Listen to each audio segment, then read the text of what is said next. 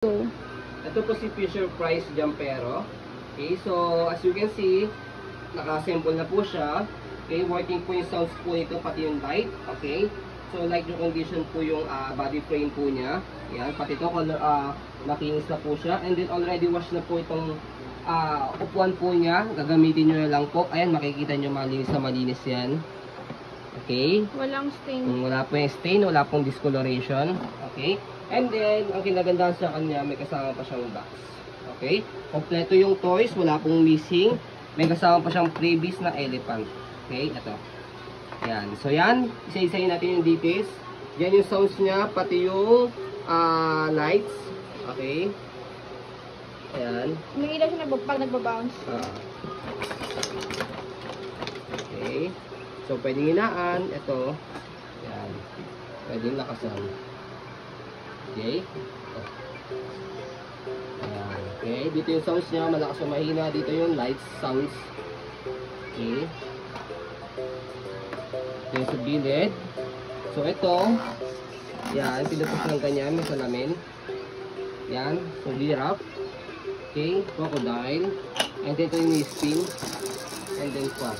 Pwedeng teeter yan. Yes. Pwedeng teeter yan. Okay. And then hanging toys. Okay.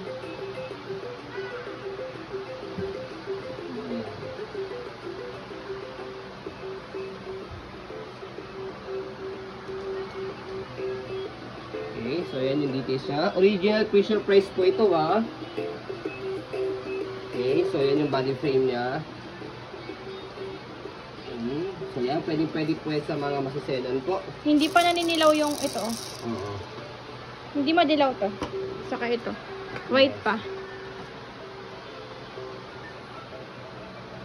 Okay, so yan, as you can see, very details po kami mag-video. Kasi ang shop policy po namin is no refund, no exchange po. Okay, what you see is what you get.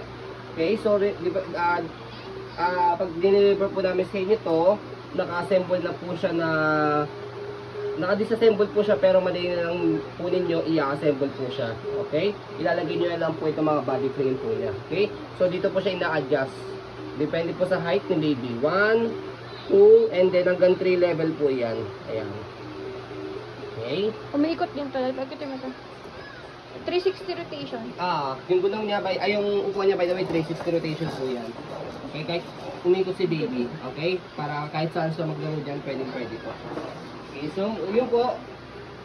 Okay, again, what you see is what you get. Maraming salamat po. Have a nice day and God bless po.